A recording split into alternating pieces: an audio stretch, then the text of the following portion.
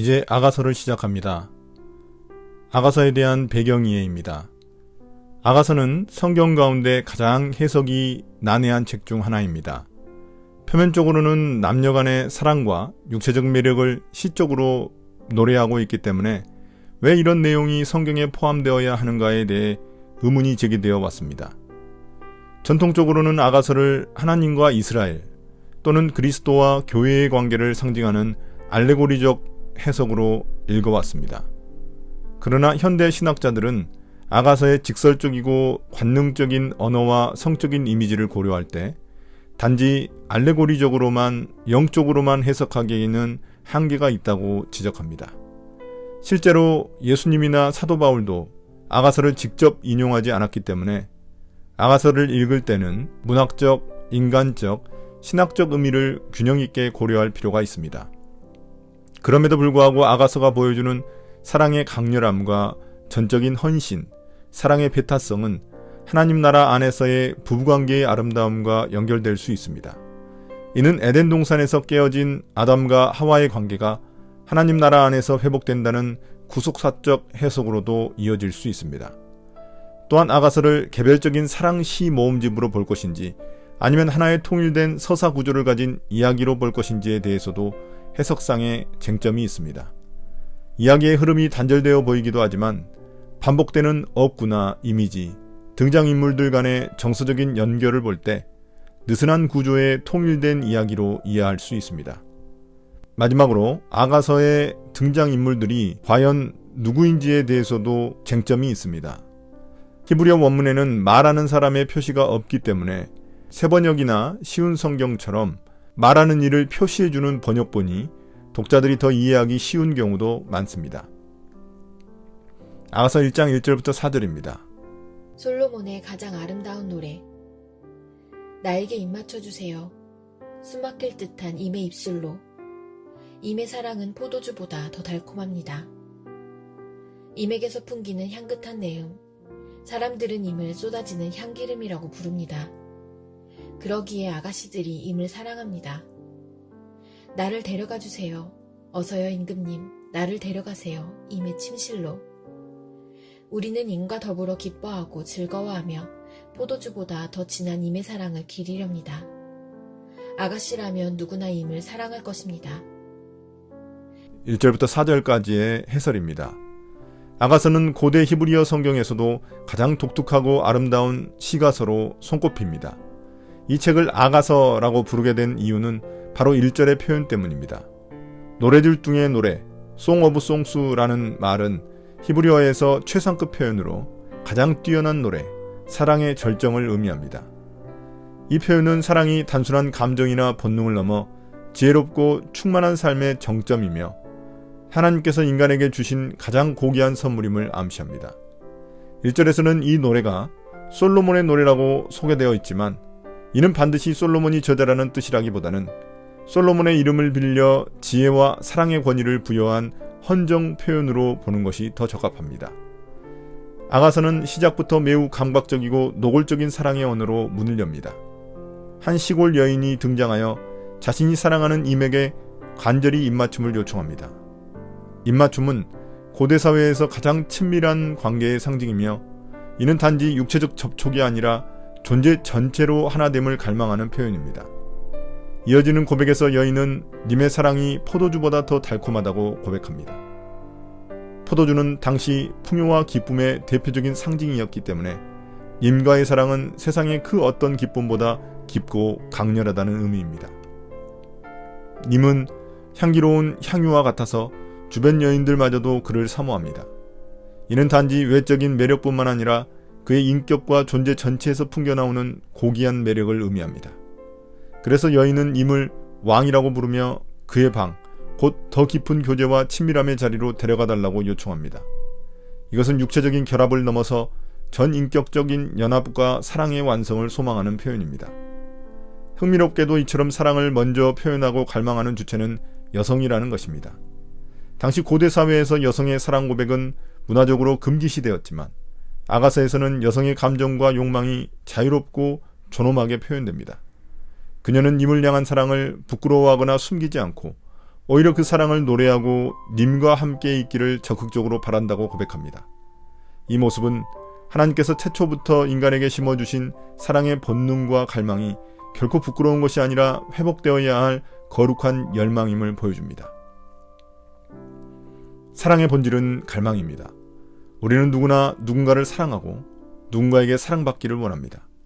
하나님은 그런 우리를 부끄러워하지 않으시고 그 사랑의 본능을 거룩하게 회복하길 원하십니다. 하나님과의 관계도 친밀한 사랑의 관계입니다. 여인이 님의 방으로 들어가고 싶어 하듯 우리 영혼도 하나님과 더 깊은 친밀함으로 나아가야 합니다. 예배와 기도, 말씀 속에서 하나님의 임재를 사모하는 사랑의 갈망이 필요합니다. 또한 신앙은 수동이 아닌 적극적인 사랑의 표현입니다. 아가서의 여인처럼 사랑은 부끄러워하지 않고 표현하는 용기가 중요합니다. 하나님을 향한 사랑도 마음과 행동으로 표현할 때 살아있는 신앙이 됩니다. 아가서 1장 5절부터 8절입니다. 예루살렘의 아가씨들아, 내가 검어서 예쁘단다. 게달의 장막 같고 솔로몬의 휘장 같다는구나. 내가 검다고, 내가 햇볕에 그을렸다고 나를 깔보지 말아라. 오빠들 성화에 못 이겨서 나의 포도원은 버려둔 채 오빠들의 포도원들을 돌보느라고 이렇게 된 것이다. 사랑하는 그대여, 나에게 말하여 주세요. 임은 어디에서 양떼를 치고 있습니까? 대낮에는 어디에서 양떼를 쉬게 합니까? 양떼를 치는 임의 동무들을 따라다니며 임이 있는 곳을 물으며 헤매란 말입니까? 여인들 가운데서도 빼어나게 아리따운 여인아, 내가 정말 모르겠거든 양떼의 발자취를 따라가거라. 양치기들이 장막을 친 곳이 나오거든 그 곁에서 너의 어린 염소떼를 치며 기다려보아라. 아가서 1장 5절부터 8절까지의 해설입니다. 시골 여인이 예루살렘의 여인들에게 자신을 소개하고 동시에 자신의 사랑에 대한 갈망과 상처 그리고 자아인식을 드러내는 장면입니다. 여인은 자신의 피부가 검게 된 이유를 설명합니다. 여기서 검다는 것은 외모나 인종적인 차원이 아니라 햇볕에 탄 피부를 의미합니다. 이는 그녀가 강제적으로 야외 노동을 감당했다는 현실을 암시합니다. 그녀의 오빠들은 그녀를 귀히 여기지 않고 그녀를 포도원에서 희생시켰습니다. 하지만 그녀는 이런 수치와 상처 속에서도 자신이 여전히 아름답다고 말합니다. 자신의 님이 그렇게 말해줬기 때문입니다. 친구들도 이렇게 말합니다. 사랑하는 님을 찾기 위해 갈 길을 잃은 여인에게 친구들은 양떼의 발자취를 따르라고 조언합니다. 이는 사랑의 공동체가 여인의 자아를 지켜주는 울타리 역할을 함을 의미합니다. 사랑이란 상대방을 있는 모습 그대로 받아주고 그 존재를 존귀하게 여겨주는 것입니다. 서로의 상처를 감싸주고 너는 아름답다고 말해주는 관계가 건강한 관계입니다. 특히 건강한 부부관계는 자존감 회복의 통로입니다. 말 한마디가 서로를 지켜줄 수 있습니다. 여인을 격려하는 친구들의 존재는 우리에게 공동체의 소중함을 알려줍니다. 낙심하거나 길을 잃었을 때 옆에서 방향을 제시해주는 이들이 있다는 것은 하나님이 주신 큰 은혜이자 선물입니다. 아가서 1장 9절부터 2장 4절입니다. 나의 사랑 그대는 바로의 병거를 끄는 날랜 말과도 같소.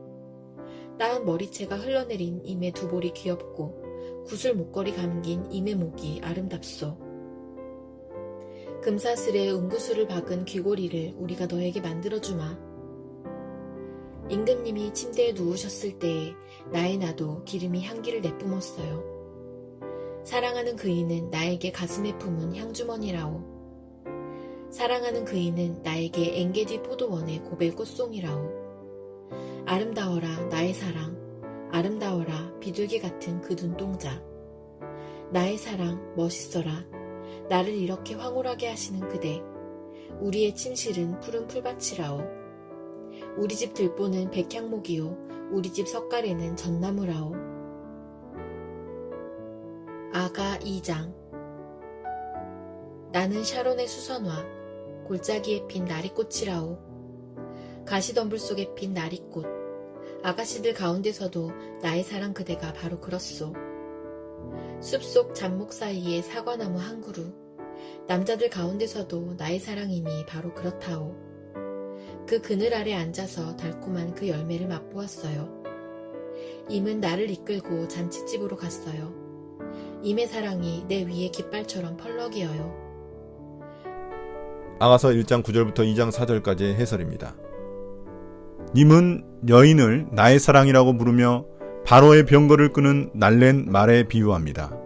이는 단순한 외모 칭찬이 아니라 존귀하고 위엄 있으며 생기 넘치는 존재로 님을 보고 있는 찬미입니다. 그는 여인의 볼과 목에 걸린 장식들까지도 사랑스럽게 여기며 그녀의 존재 자체를 사랑의 눈으로 바라보고 있습니다.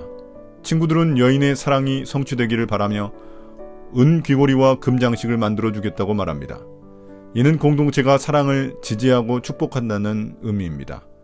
이에 여인은 자신이 님을 위해 바른 향유 나드기름이 그의 곁에 있을 때 향기를 바란다고 고백합니다. 이는 님과 함께 있을 때 자신의 매력이 자연스럽게 드러난다는 의미입니다. 그녀는 님을 모략 주머니, 엥게디의 고벨 꽃송이에 비유합니다. 이는 님의 존재 자체가 달콤한 향기이며 그와의 사랑이 풍요롭고 향기로운 정원 같음을 의미합니다. 님은 신부의 눈이 비둘기 같다고 말합니다. 비둘기는 성경에서 순결과 충성, 평화의 상징으로 자주 사용됩니다. 이는 여인의 마음이 맑고 온전하며 사랑에 충실하다는 의미입니다. 여인은 님과 함께 있는 자리를 푸른 풀밭, 즉 자연 속 평안한 침실로 묘사하며 님의 집을 백향목 들보, 전나무 석가래로 표현합니다. 이는 그 공간이 아름답고 안전하며 신뢰할 만한 곳임을 암시합니다. 또다시 신부의 응답이 이어집니다. 신부는 자신을 샤론의 수선화, 골짜기의 백합화라고 말합니다. 이는 자신이 특별하지 않은 평범한 사람임을 고백하는 겸손한 표현입니다. 그러나 님은 그녀를 가시덤불 속에 핀 백합화로 표현합니다. 즉 수많은 여인들 가운데서도 단연 빛나는 존재임을 강조하고 있습니다. 이 장면은 겸손과 사랑이 만날 때 진정한 존재의 존귀함이 회복되는 장면입니다. 이제 여인은 님을 잡목들 사이의 사과나무에 비유합니다. 그는 다른 남자들과 비교할 수 없는 존귀한 존재이며 그의 그늘 아래는 쉬는 곳이고 그의 열매는 기쁨과 만족의 상징이라고 말합니다. 그녀는 자신이 님에 의해 잔칫집으로 데려가졌으며 그 위에 사랑의 깃발이 펄럭인다고 고백합니다.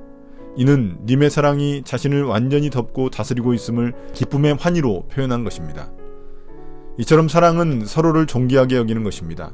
남자와 여자는 서로의 외모뿐만 아니라 존재 전체를 칭찬합니다. 사랑은 상대방의 약점을 숨기거나 바꾸는 것이 아니라 그 약점조차도 아름다움으로 감싸는 시선을 가질 때 진짜가 됩니다. 또한 여인은 님과 함께할 때 향기를 내고 님의 그늘 아래에서 쉼을 누립니다. 이는 사랑 안에서 나다움이 자유롭게 드러나는 상태를 뜻합니다. 마지막으로 여인은 님과 함께 있는 순간을 기쁨의 잔칫집에 비유합니다. 이처럼 하나님과의 친밀한 관계도 두려움이 아닌 기쁨과 사랑으로 경험되어야 합니다. 아가서 2장 5절부터 7절입니다.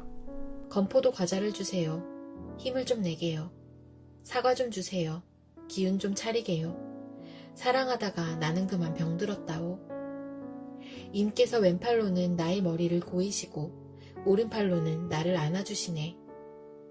예루살렘의 아가씨들아, 노루와 들사슴을 두고서 부탁한다. 우리가 마음껏 사랑하기까지는 흔들지도 말고 깨우지도 말아다오. 아가서 2장 5절부터 7절까지의 해설입니다. 사랑하는 님을 향한 갈망이 육체적, 정서적 한계에 이를 만큼 강렬해졌습니다. 여인은 상사병에 걸릴 정도로 사랑에 압도당한 상태입니다. 그녀는 친구들에게 건포도 과자와 사과, 즉 에너지와 회복의 상징들을 요청합니다. 이는 단순한 음식이 아니라 감정적, 영적 지지를 요청하는 표현이기도 합니다. 또한 여인은 상상 속에서 님과 함께 누워 안기는 장면을 그립니다. 현실이 아닐 수도 있지만 그만큼 간절하고 절실한 사랑의 표현입니다. 님의 품은 여인에게 위로와 안정, 충만한 사랑의 공간입니다. 이 장면은 육체적 결합을 직접 묘사한다기보다 사랑 안에서의 친밀함, 보호받음, 감정적 만족을 표현한 시적 상상입니다. 마지막 7절은 아가서에서 반복적으로 등장하는 후렴구이며 사랑에 대한 가장 중요한 메시지 중 하나를 담고 있습니다. 여기서 노루와 들사슴은 매우 예민하고 민감한 동물로 조심스럽게 다가가지 않으면 쉽게 도망쳐버리는 존재들입니다. 이처럼 여인은 이 동물들을 맹세의 증인으로 삼아 사랑은 억지로 강요되거나 서두를 수 없는 것임을 강조하고 있습니다. 사랑은 감정만으로 이루어지는 것이 아니며 절제와 책임, 그리고 하나님이 정하신 때를 기다릴 줄 아는 태도가 필요함을 알려줍니다. 여인은 상사병에 걸린 만큼 감정적으로 뜨거웠지만 그 감정 속에서도 돌봄과 회복, 절제와 균형을 구합니다. 이처럼 사랑은 자기 소모가 아닌 서로의 돌봄과 회복의 통로가 되어야 합니다. 또한 인간의 사랑이 얼마나 강렬하고 복잡한지를 보여주면서도 그 사랑에는 질서와 책임, 기다림과 절제, 그리고 영적인 성숙이 필요하다는 교훈을 우리에게 줍니다.